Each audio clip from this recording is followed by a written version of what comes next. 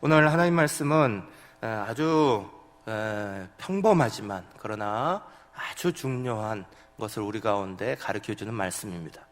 시편 128편은 성전으로 가족이 이렇게 올라가는 모습을 보면서 이 시편의 기자가 하나님의 이렇게 시를 기록한 겁니다.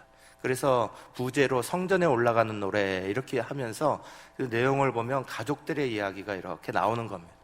하나님 앞에 예배하러 그 성전의 문으로 올라가고 있는 그 모습을 이렇게 그리면서 여기에 복이 있다 하는 것을 발견한 이 시편의 기자가 우리 가운데 그것을 가르쳐주고 있는 겁니다. 오늘 다시 한번 말씀을 되새기면서 오늘 우리의 자리 가운데 하나님께서 주시는 은혜도 만나시기를 간절히 바랍니다. 오늘 시편 128편 1절 말씀, 이 말씀이 이 128편의 가장 기초가 되고 또 가장 중심이 되는 중요한 말씀인데 함께 말씀을 읽도록 하겠습니다. 여호와를 경외하며 그의 길을 걷는 자마다 복이 있도다. 아멘.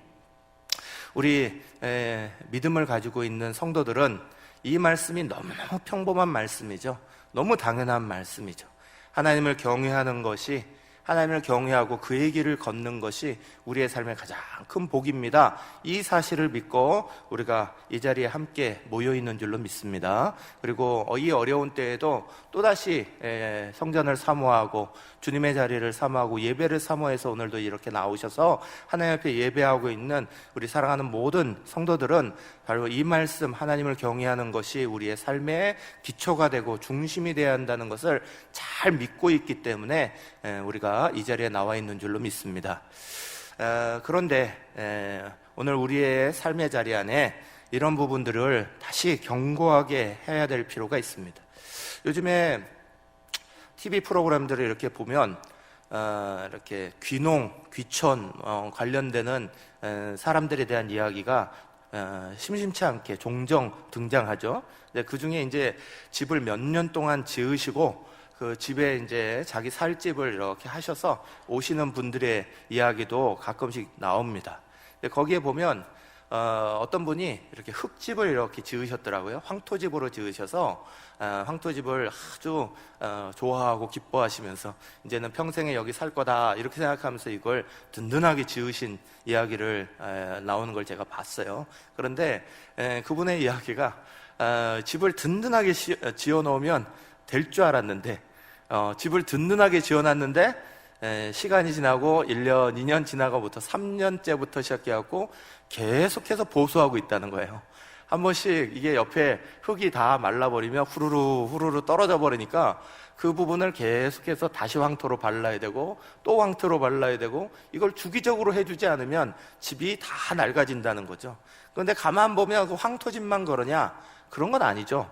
저희가 살고 있는 아파트도 마찬가지고 어떤 집도 마찬가지고 사람 손이 가지 않고 사람이 거기 거주하지 않고 얼마 동안만 비워두면 황량한 폐허처럼 집이 확 변해버리는 거 우리가 금방 알잖아요. 사람의 손길이 가야 되고 계속해서 보수가 일어나야 되고 중간중간에 뭐 수도꼭지 틀어진 거 잘 고쳐야 되고 또 뭐 집 벽면이 금이 난 거 다 보수해야 되고 등등등 계속해서 집을 보수하면서 살아야 되는 거잖아요. 우리의 신앙의 자리도 마찬가지입니다. 든든하게 세우는 것만큼이나 중요한 건 무너진 부분을 보수하는 거예요. 항상 우리는 하나님을 기초로 해서 하나님을 중심으로 해서 하나님을 경외하는 우리의 가정이 가장 중요하고 이것을 세우기 위해서 애를 많이 써오셨습니다. 자녀들을 키워가시면서도 자녀들의 자리가 믿음으로 잘 자라도록 인도하셨고 지도하셨고 그렇게 여기까지 이렇게 왔습니다. 그런데 그거 하는 동안에도 이 견고함을 만드는 것뿐만 아니라 그 견고함이란 계속해서 보수해야 되고 계속해서 그것들을 잘 만들어가는 과정들이 필요하다. 그것을 우리 가운데 오늘 우리의 시대는 잘 일깨워주고 있습니다. 우리가 하나님을 경외하는 것이 우리의 삶에, 우리 신앙에 아주 중심이 되고 기초가 된다는 사실을 너무너무 잘 알고 있는데 그런데 우리의 주변은 오늘 이 하나님을 경외하는 아주 간단한 이것, 아주 기본이 되는 이것조차 사실을 지키기 참 어려운 시대 속에 우리가 들어와 있는 겁니다. 그러다 보니 이것을 계속해서 보수하고 힘을 모으지 않으면 이 가장 중요한 기초가 흔들릴 수밖에 없는 그런 상황에 놓여 있습니다. 하나님을 경외하면 오늘 말씀이 우리 가운데 가르쳐 주시는 대로 복이 있도다 하셨습니다. 하나님을 경외하고 그 길을 걷는 자마다 복이 있다 하셨습니다. 하나님이 우리 안에 선포하신 내용이고 또 믿음의 신앙의 자리를 지키고 있는 사람들의 믿음의 고백이기도 합니다. 오늘 우리가 그 말씀대로 지켜나간 가정들은 복이 있고 그것을 지키지 못한 가정들이 여러 가지 면에서 무너지고 있는 것들을 우리는 보게 되는 거죠. 성경에도 보면 유대인들의 가정뿐만 아니라 이방인이었던 고넬료, 사도행전의 10장에 나오는 아주 유명한 분이죠. 그분이 이것을 잘 지킴으로 해서 놀라운 하나님의 역사를 만들었다는 것을 성경은 기록하고 있습니다. 사도행전 10장 2절 말씀은 이렇게 기록하죠. 그가 경건하여 온 집안과 더불어 하나님을 경외하며 백성을 많이 구제하고 하나님께 항상 기도하더니 그랬습니다. 로마 군인이었고 백부장이었던 고넬료였습니다. 그런데도 불구하고 하나님을 경외하는 것을 그 가정의 중요한 모토 삼았습니다. 그랬더니 하나님이 그 고넬료의 그 신실함을 통하여서 베드로를 보내시고요, 베드로를 통하여서 예루살렘에 있는 지도자들을 다 바꾸셨습니다. 예루살렘에 있는 지도자들의 생각이 하나님의 복음이 여기에만, 유대인들에게만 머물러야 한다 하는 생각을 완전히 바꿔 놓으시고요, 이방인을 향하여서 복음의 패러다임이 바뀌도록, 교회가 나아가는 방향이 바뀌도록 만들어버린 사건이 이 고넬료의 하나님을 경외하는 사건이었잖아요. 하나님 경외하는 것 한 가지 때문에 역사가 바뀌는 사건이 일어난 거예요. 1950년대에까지 미국 사회는 굉장히 신실한 청교도 정신을 중심으로 한 사회였습니다. 그래서 그때까지 여러 가지 어려움들 속에서도 하여간 이것을 잘 지키고, 그것의 기본이 각 학교에서 모든 수업을 시작하기 전에 성경을 가르치고 기도하고 이러면서 학교를 다니게 했고요, 이런 부분들이 미국의 정신을 만들어냈습니다. 그래서 윤리와 도덕과 이런 것들이 아주 건강하게 자라고 있었는데, 시간이 지나면서 지금의 미국 사회는 이것들이 다 무너졌어요. 비윤리적인 부분들이 너무너무 많고요, 정상적이지 않은 부분들이 대두되는 부분들이 많고요, 상업주의가 판을 치고 이 모든 것들이 자본화되어서 이것들 속에 힘들어하는 일들이 지금 미국 사회 쪽에 수없이 일어나고 있죠. 지금 이런 모습의 시작이 어딨냐? 많은 학자들은 1960년대 민주당 케네디 정권의 시작부터로 봅니다. 왜냐하면 그들이 정권을 딱 잡으면서 공립학교에 기도하는 것부터 없앴습니다. 공립학교에서 성경 가르치는 것부터 없앴습니다. 그래서 그것으로 인하여서 사람들의 가치관, 생각이 비틀비틀 거려지기 시작했습니다. 사람의 가치관이란 참 중요한 겁니다. 아주 기본적인 것들이 갖춰지느냐 안 갖춰지냐, 눈에 보이지도 않는 것 같은 기초밖에 안 되는 것일 수 있지만, 그러나 그것이 미치는 영향은 굉장히 대단합니다. 하나님을 경외하고 사랑하는 국가와 가정과 개인은 하나님이 말씀하신 대로 복을 받게 되어 있습니다. 우리가 그것을 느끼던 느끼지 않던 하나님의 복이 언제나 우리를 동행해 주시고 함께하고 계십니다. 그러나 그 가치관이 무너져버리고 이것들이 아무것도 아닌 것처럼 취급되고 있는 사회는 어느 틈엔가 집안의 옆 벽면이 후루루 무너지는 것처럼 그렇게 하나씩 알게 모르게 무너져가는 것과 똑같습니다. 시어도 카친스키라는 아주 미국의 유명한 사람이 있습니다. 이분은 하버드대 출신이고요, 수학을 석사 전공, 박사 전공 다 하버드대를 졸업했습니다. 그리고 그 수학자로서 버클리 대학의 교수로 임명받아서 거기에서 교수 생활도 했습니다. 그런데 이분이 유명한 거는 수학자로서 유명한 게 아닙니다. 이분이 유명한 이유는 테러리스트로 유명합니다.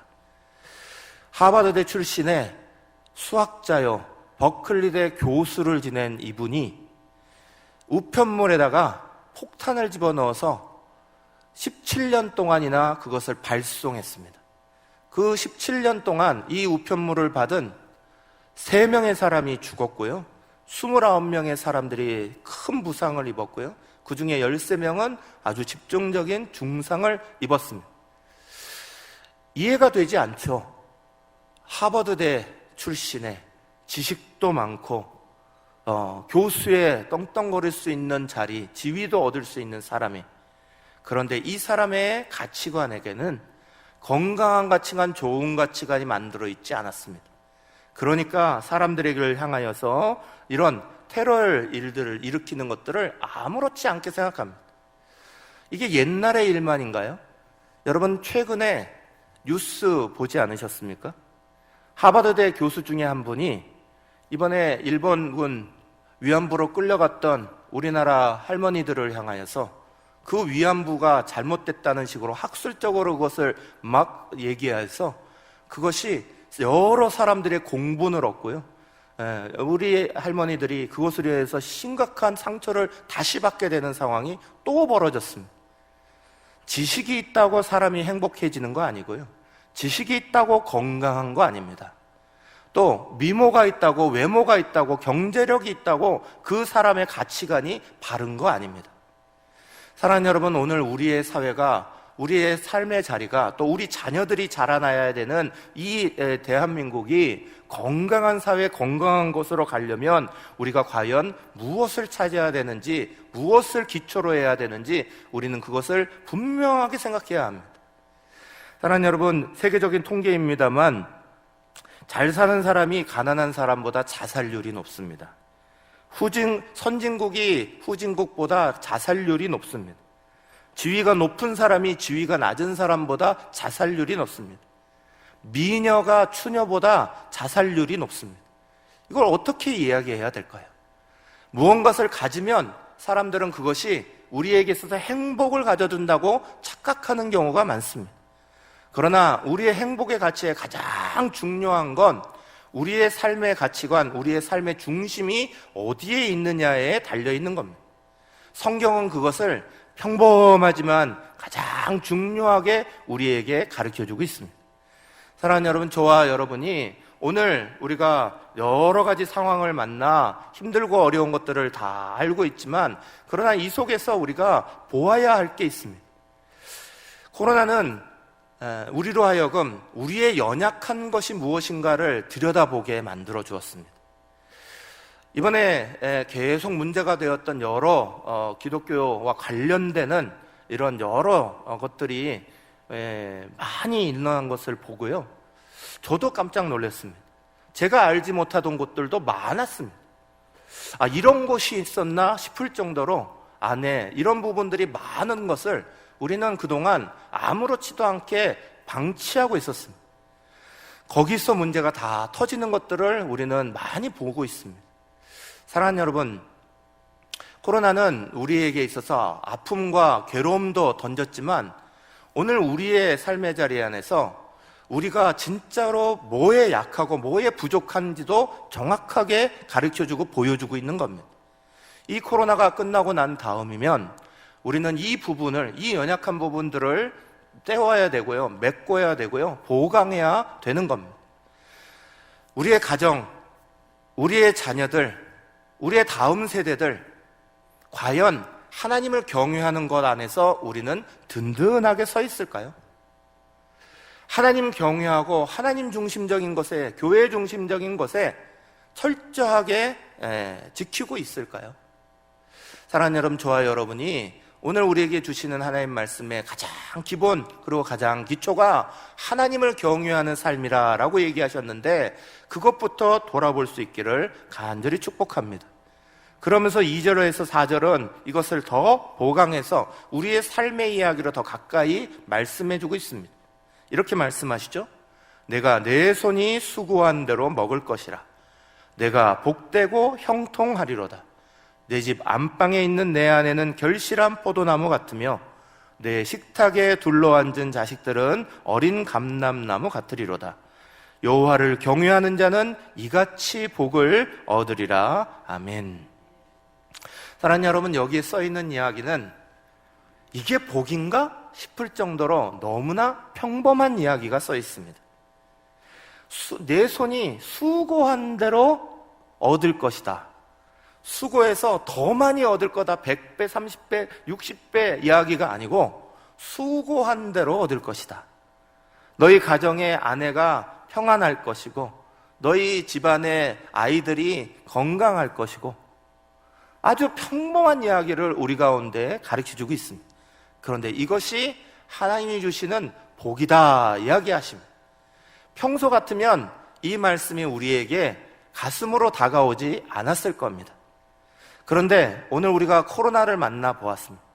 이 상황을 겪어보니 이 정상적인 것, 이 평범한 것이 하나님이 주셨던 큰 복이라는 사실을 우리는 다시 깨달지 않을 수가 없습니다. 설날 어른들에게 찾아오는 것 하나가 이렇게 힘들고 어렵고 고민이 수만이 된다는 사실을 우리는 이때까지 생각할 수가 없었습니다. 너무 당연한 거였으니까. 그런데 그 당연한 것들이 당연한 것이 아니었다는 사실을 성경이 우리 가운데 가르쳐 줍니다. 참 정상적인 것이 우리 가운데 복이구나. 정상적인 가치관을 가지고 살아가는 것이 복이고 정상적인 것들로 나아가야지만 복된 은혜를 만나게 되는 겁니다. 그것은 가정도 국가도 사회도 어느 개인도 다 마찬가지입니다.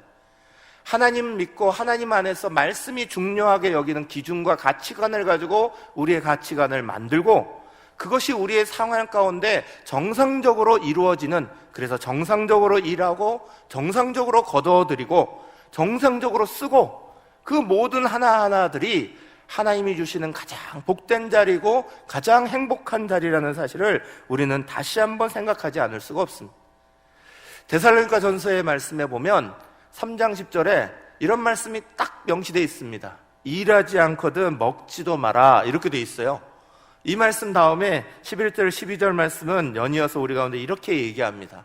우리가 들은즉 너희 가운데 게으르게 행하여 도무지 일하지 아니하고 일을 만들기만 하는 자들이 있다 하니 이러한 자들에게 우리가 명하고 주 예수 그리스도 안에서 권하기를 조용히 일하여 자기 양식을 먹으라 하노라. 아멘. 너무 당연한 이야기죠. 열심히 일을 해야 되고 건강하게 일을 해야 되고 그 일한 만큼 소득을 얻는 것, 내가 일했으니까 내가 받는 거지, 우리는 이렇게 생각하고 살았습니다. 그런데 오늘과 같은 상황을 만나보니 열심히 일한 만큼 내가 그 소득을 얻을 수 있다는 것 자체가 하나님의 복이고 행복입니다. 사랑하는 여러분, 오늘 우리 사회가 무너져가는 것들이 있습니다. 이 코로나와 함께 위기의 상황에 부딪히면서 오늘 우리의 사회가 한쪽 구석이 이렇게 허물어져 가는 것들이 보이고 있습니다. 그 허물어져 가는 것들이 뭡니까? 비정상적인 것이 정상적인 것처럼 만들려고 하는 수많은 것들이 도전되고 있다는 거야.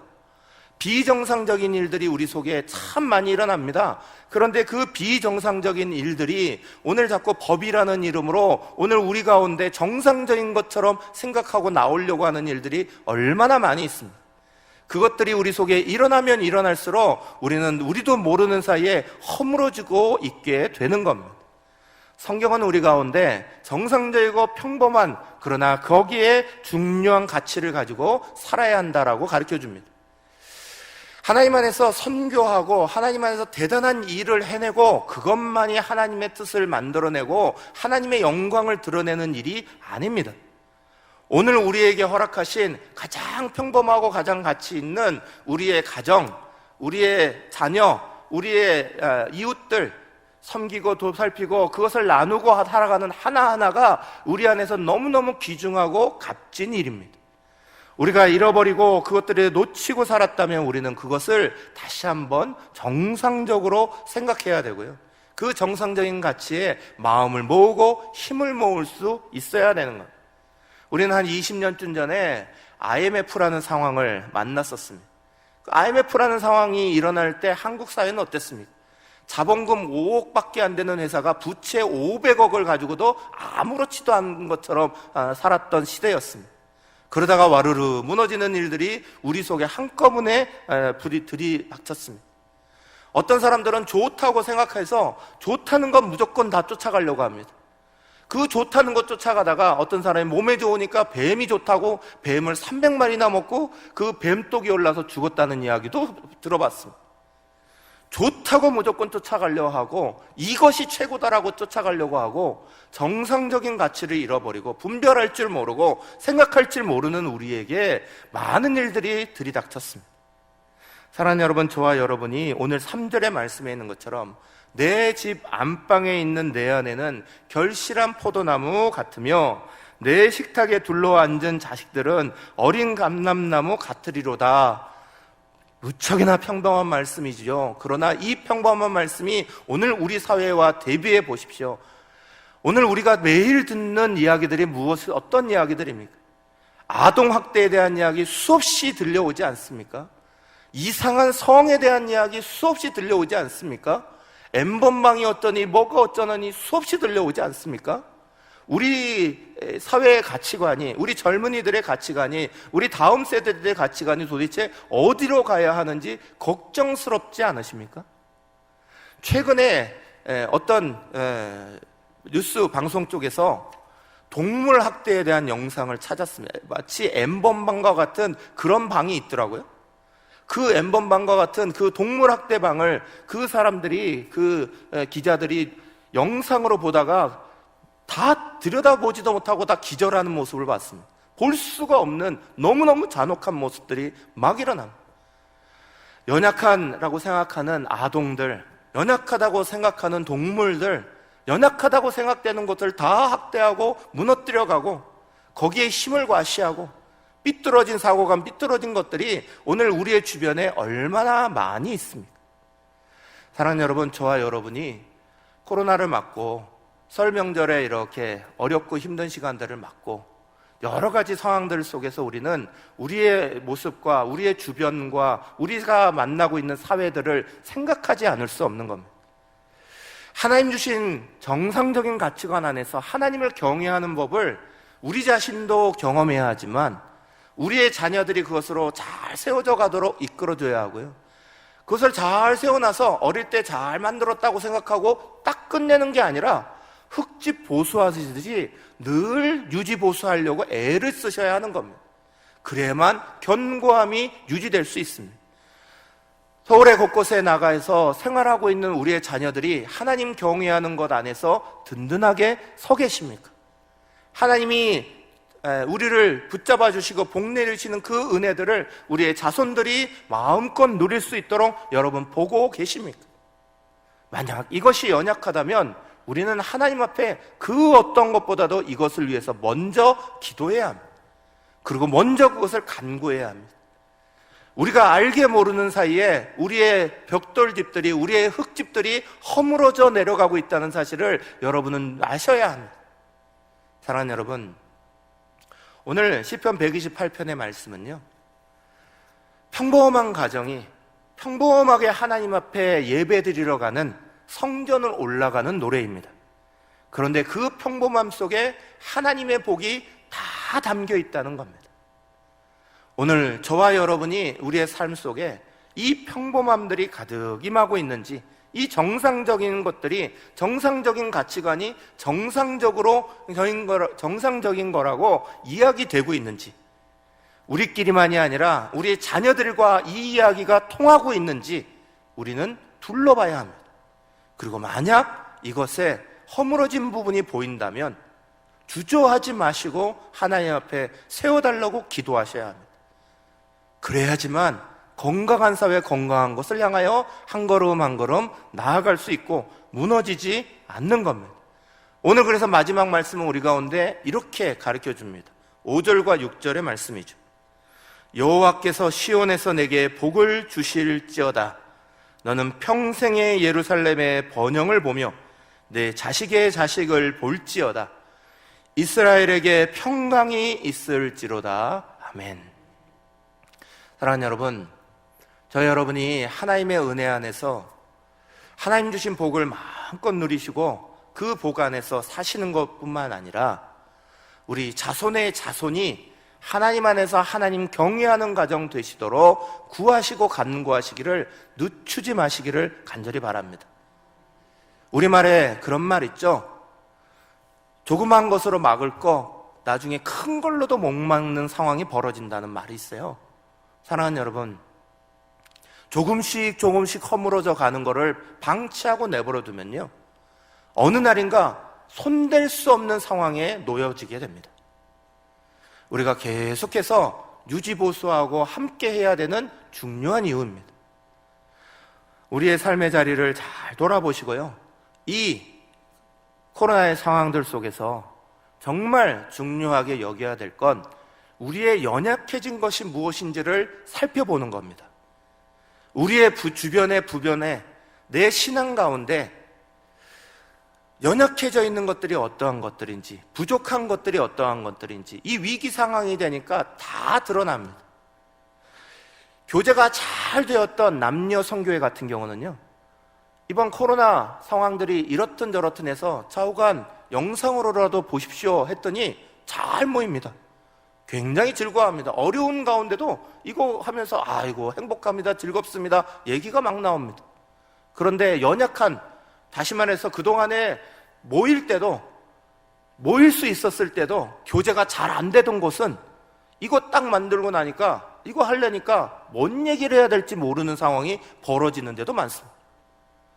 사랑하는 여러분, 참 희한하게요, 이 코로나는 우리에게 우리가 부족하고 연약했던 모습들을 너무너무 잘 보여주고 있습니다.